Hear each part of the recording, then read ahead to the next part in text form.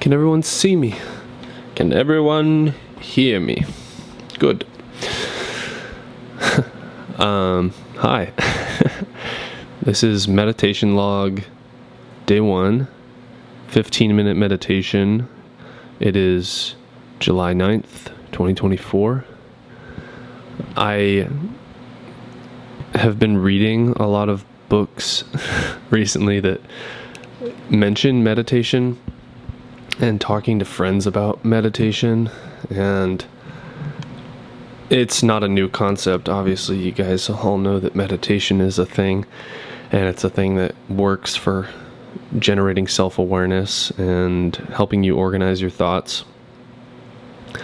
In therapy, I've been doing some deep trauma uncovering work, and one of the things that I noticed in doing that work is that it splits open a lot of the emotional experiences, and has me kind of feeling like I cracked an egg open and had scrambled eggs.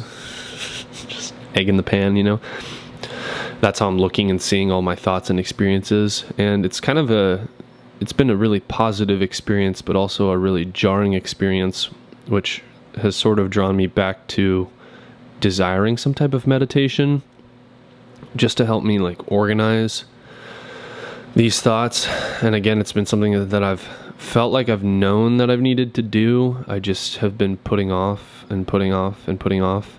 And I think also part of that is because meditation makes you sit with these things that make you really uncomfortable. And then when you are in the meditation, you can't run. You know that the reason why you're there is to look at what your brain has been telling you, hey, don't look at that, for so long. And then you're kind of forced to look at it. You're forced to say, okay, what am I doing? What is the point of this? Before the meditation today, I was reading the book by Brianna Wiest, the 100 essays that will change the way you think. I think it was essay 73 or 4, 76, somewhere in the 70s that I was on. And it was talking about how your day-to-day is your entire life. And that was something that just sat with my meditation. I like to wake up and learn. That's the first thing that's a habit that I'd say is way above meditation and above journaling. Is I like to try and wake up and learn. When I get into modes where I'm not waking up and learning, I find myself feeling kind of dried out because I don't wake up and grow, essentially. Learning to me is that process of waking up and growing. But anyway, in the book, it's talking about how each day is your life. How you spend your days is, of course, how you spend your life. And I'm spending my days in ways that I don't necessarily align with. Recently, I had a new living situation. You guys probably don't recognize this area. This is my new kitchen. And not that any of it has been bad, it's just been new. And I think when you're adjusting into a new space as well, you have to learn how that space functions for you, and you have to get comfy with it. I mean, we're all really, territorial beings, where when we set up shop in a new spot, we have to believe that where we're at now is a safe space. And, on top of that being a safe space, then you can begin to kind of, add layers to it and build it into something that you want. Another thing that came up in the meditation, I guess I'll just jump to the next thing, was I have all these self-doubts about making content, and obviously you guys know I struggle with the internet. But this voice came up in the meditation for me that was really just positive and affirmative, I guess, I don't know if that's the right word, but it's just telling me that I'm a smart and caring and creative person, and pretty much just the voice was telling me that I'm needed. And that was really nice to hear. I don't really know where it came from, but I think sometimes I overthink creating things for the purpose what, XYZ. It's like, oh my God, why am I doing this? People are going to judge me. And like this voice was just like, you have good to offer the world, so don't second guess that goodness, I guess. Yeah, don't second guess if, you're a good person trying to do good unto the world. I think we all get stuck at this like perfectionism idea that like, oh, is it going to be perfect? Is it going to, check XYZ boxes? And it's just like, no, of course it's not going to be perfect. You're figuring it out, you're growing, you're learning, and making videos and creating anything has always been a way for me to learn. And I need to not be so hard on myself when I'm just experimenting. The experimentation process. And it's funny because like this idea to do like a meditation log like came up in the meditation too, where I was like, oh, that's kind of a cool idea. And you have one voice that's like, that's a cool idea, and this other voice chimes in and is like, well, what's that gonna do? What's that gonna do, huh? I don't know. I guess I'm trying to just kind of look at that voice with just pay less attention to it, just kind of be like, come on, man. When you had those kids in grade school or middle school and someone would be doing something that you were interested in and they would try and tell you that it like wasn't cool or whatever. Sounds like that. Social media also came up in the meditation because I just have such a problem with it. And I was talking to one of my coworkers yesterday about like types of creation and where you pull inspiration from, and how to create with a center of like, I'm doing this to do good unto the world and to authentically express myself. Excuse me. And yeah, I don't know, I it's sort of in the same line of that last thought. It's all these questions that arise and make you they just what's that word? They completely stall you from like doing anything. They're just restraints on your creativity. And I think trying to impress everybody and trying to get everybody to like what I'm doing and trying to get everybody to like me has always been at the forefront of my brain. And those thoughts are the thoughts that will keep you from ever finding yourself and just being yourself, because you're more concerned with what other people think of you rather than just being yourself. So I think that's most of it. I don't really know what else I thought about. I guess I should talk about how I was feeling. I was pretty tense. I did a leg day yesterday and my lower back was really sore, so I kind of had to adjust myself a couple times. I was trying to limit the adjustments just to stay, focused and try and fall into the deepest enhanced or elevated state, whatever that word is. I was trying to go as deep as I possibly could because I feel like that's where you get the most answers from. But yeah, my back was definitely really sore. My nose was itchy. My glasses kept falling off, and I was noticing all of those things. I sat right next to the fan, the box fan on the ground, where my feet were on the carpet, but then my butt was just like on the floor. So it was a good spot. And I felt like I went about as deep into the meditation as I kind of expected. I also was counting the 15 minutes, which I've heard like when you start meditation, that's kind of what you do at first, is you're like, oh my God, like, let me get this over with. But I also experienced like a really excellent state of like tranquility, I guess. Like, excuse me. Within the first like 5 minutes, I did feel like I was like, wow, I feel like I'm actually chilling out and I'm not worried about what somebody's going to text me on my phone or I don't know, some stuff like that. Like, I feel like it started to just quiet down. I feel like with our phones, our brains are just always on, and yeah, it can be detrimental, I think, to all of our health to just always be turned on in this way. People always have access to us. People are always like needing stuff from us, and I don't know. Yeah, I think that all of those things kind of connect to your body just being like being like twitchy almost. That's how I would describe it. Is I felt twitchy. Like I'm like, oh man, I got something to do. Like I have something to respond to, you know. I need to text somebody back. I need to call somebody. I need to do this. I need to do that. And I think that truth and like that behavior of this day and age where we're carrying our phones around, like that is destroying us. We're not meant to be like that. I mean, how can you ever achieve any amount of peace when you're constantly like on edge about what people need from you? You know, you are always checking in with everybody else and never checking in with yourself. And that's what I would say the highlight of this first meditation is that like I realize how much I don't check in with myself. I kind of just pretend to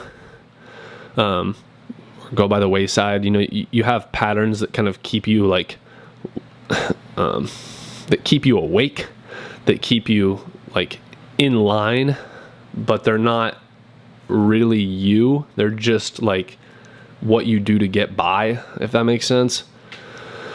And yeah, I don't know. I have a lot of patterns like that I do to get by, and I don't actually pay attention to what I actually need and what my soul self really needs.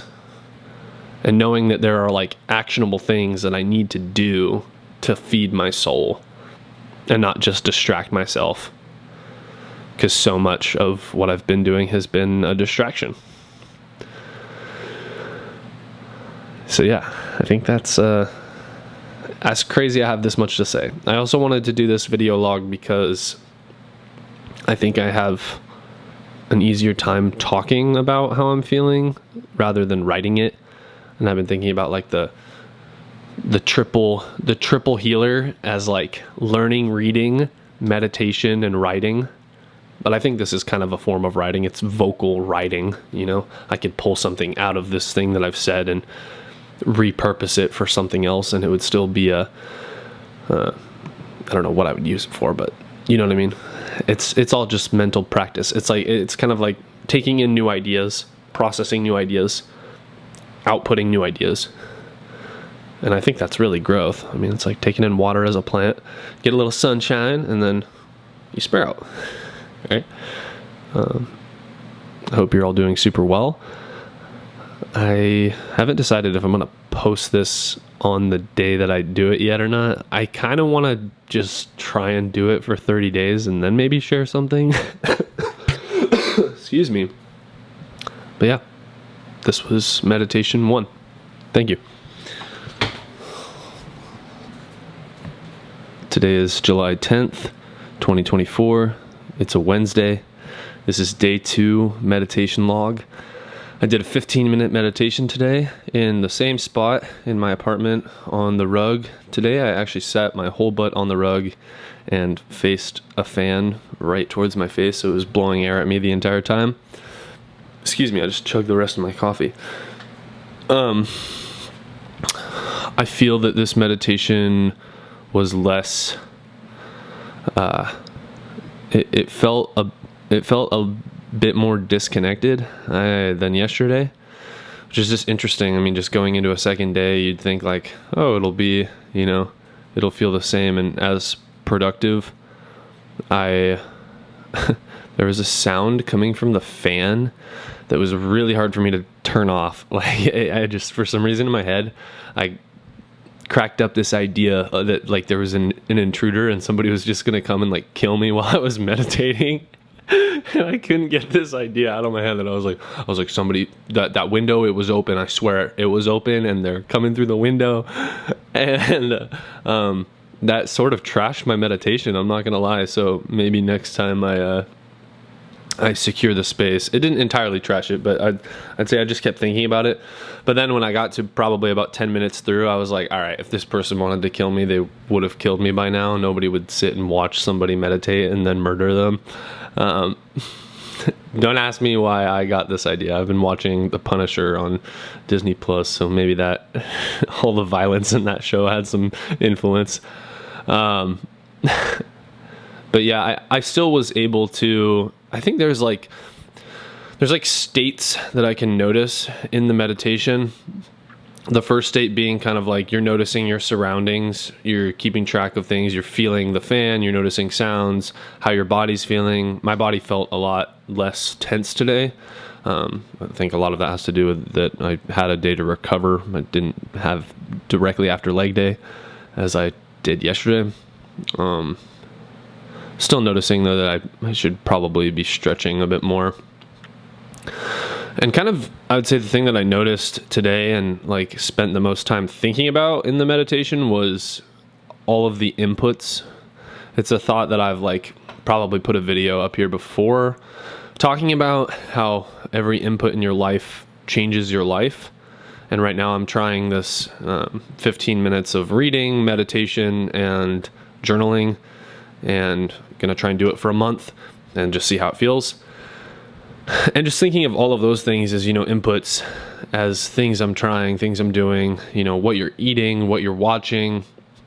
The book I'm reading also had this quote about like just the internet and movies and consumption, and how it's like equivalent to just being dead because you're not conscientiously doing anything. You're just vegging out. And then I asked myself, like, oh, why am I doing that? Like, why do I need to consume media? Why do I need to like have these feelings of like dopamine? And like, why do I need to feel super high? And I think that a lot of that is tied to deep pain. And I am only just starting to allow myself to like really feel.